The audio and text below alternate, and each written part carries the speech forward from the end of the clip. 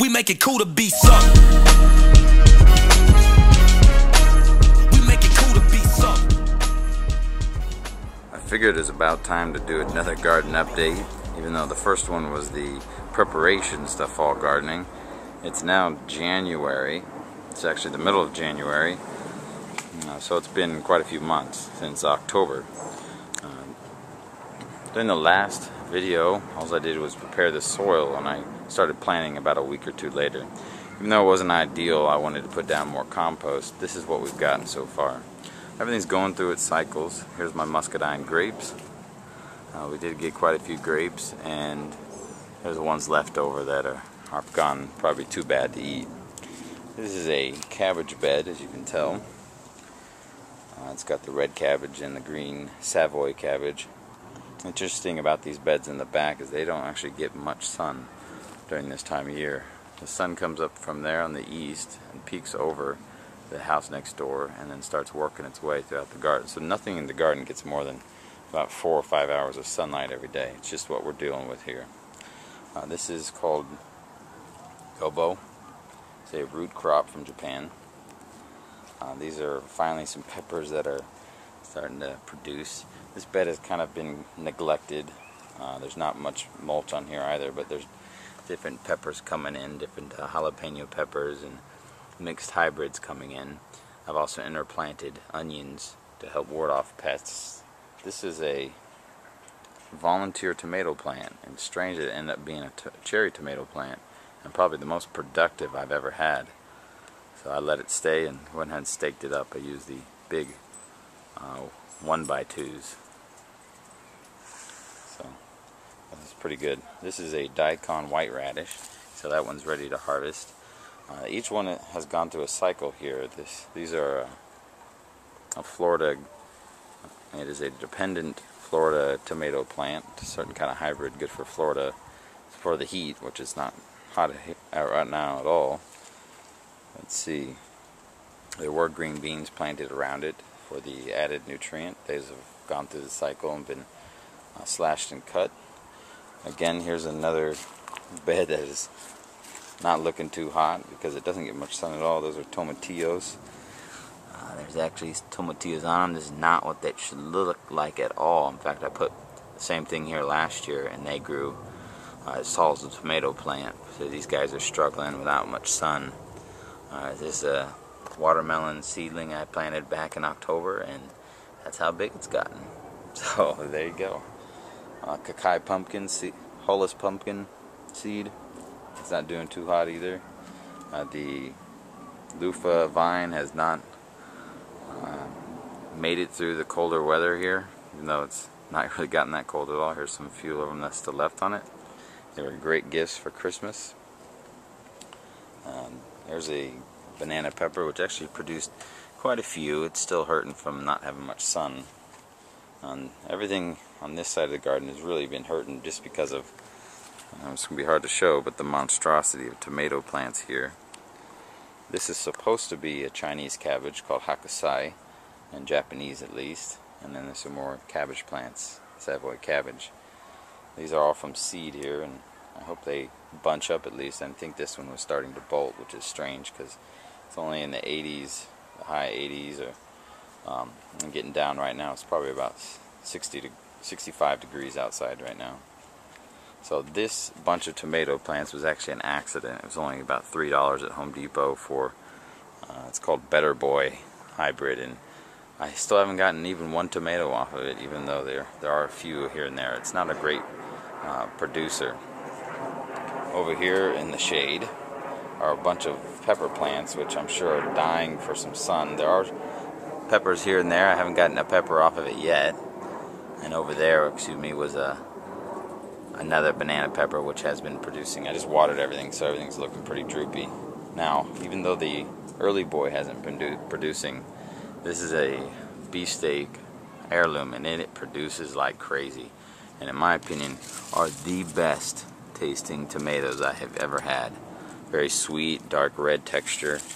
So this is definitely a must, at least if you're in this area. Over here are golden jubilees. I've gotten quite a few off of these. and I've just let them take off. They were staked up, but they got so heavy the stakes are all falling down, and they're producing a fair amount, not too much, but enough to say, hey, I'll plant that again. And this is some collard greens back here. Every southern boy likes his collard greens. Some more of them back there. Of course, they're getting too much shade as well. I'll walk through the jungle here and talk about that tree at another time. I like to go take a video completely and just go through all the fruit trees that I have. This is Roma tomatoes, and it produces like crazy too. And it's funny, this bed actually got decimated by a rabbit that got loose in my yard. It was my rabbit, of course, but it ate pretty much all the Roma tomatoes. And there is winter kale, which I've yet to even pick a leaf off of. I just thought if you're a gardener and planting during this time of year, might as well plant some kale. I guess I'll get to eat it. Oh, I'm just noticing it now. It looks like one of these early boys or better boys that are getting ready to be harvested at that time. So what's funny about most of these plants, besides this bunch right here, is this was a bunch of 9 small starter tomatoes that I bought. Everything else, like the beefsteak and the golden jubilee and even the Romas, I only bought like 1 plant of each, and I specifically found the plant that had multiple starts in it, and I just, separated them at the root and made sure they had a good root system before I put them in the ground. This particular tomato plant, which is that Florida hybrid, has been interesting. It's had a lot of green tomatoes on it. And what's funny is there's this worms that are eating it. I know they're not worms, they're caterpillars, but I've only gotten 1 tomato off of it. There's one that should be coming in about a week or so. But it's been a good tomato plant to have. You can notice how it's stayed pretty low compared to the other ones, which are just taking off like crazy. And then over here is another bed I've got going on. These are the hybrid 100 cherry tomato that I planted from seed, and it's I haven't gotten a tomato off of it yet, and I definitely haven't seen 100. But just take a look at this flower bunch. There's probably a good 10 or more flowers on that one shoot, and then this is be the cherry tomato I talked about earlier, and it definitely flowers and produces a lot. I've gotten a lot of tomatoes off of it. It gets about 6 or 7 on each bunch, so there we go. I think that might be one of my heirloom projects I'm going to try to make. Down here, even lower, are more of those pepper plants that actually have all come from seed. So the majority of my pepper plants have all come from seed. This is just a bunch of projects going on. What's interesting with these tomato plants is if they get big enough and I start trimming them back, I can make clones out of them, and that's exactly what I do. I take the clones, stick them in the ground and root it, and these are all from cuttings that I actually give to people. So those are different types of tomato plants. Over here you can see these are cherry tomato plants from that volunteer that I mentioned earlier.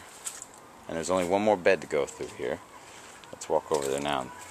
This was another volunteer that I had come up during the summer. It ended up being a cherry too. And it doesn't produce as much, but maybe it's because I've kept it in a pot. This is supposed to be the spectacular tomato bed. This is a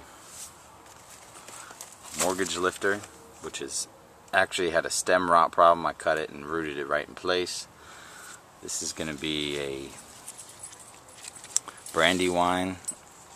The next one is a Black Crim from seed. And the next one is Cherokee Purple, which has some interesting looking tomatoes on it.